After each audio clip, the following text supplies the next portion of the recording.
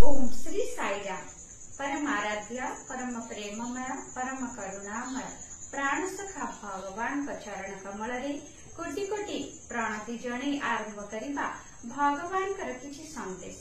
भगवत सेवार जीवन किपरि निर्वाह करिबा उचित से संपर्क रे भगवान आज आमको कौन संदेश देउछंती आसंतु सुनिबा। तुमर जीवन हेउछि भगवान कर उपहार, यह भगवान संपत्ति, यह तुमर पिता बा पितामहंक ठारू उत्तराधिकारी सूत्र रे प्राप्त संपत्ति नुहे।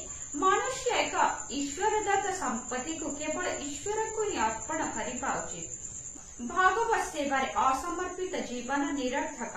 मनुष्य आज अधिकाधिक धन संग्रह करी जीवन को नष्ट करुछि। तार संपत्ति बढ़ुवा बेले तार व्यवहार चालीचलन आचार व्यवहार खराब होई जाउछि। तेणु आमे सदा सर्वदा एथिप्रति दृष्टि देवा उचित। शुभ सकाळ, आपणकर दिनटी मंगलमय हेउ। जय साईराम।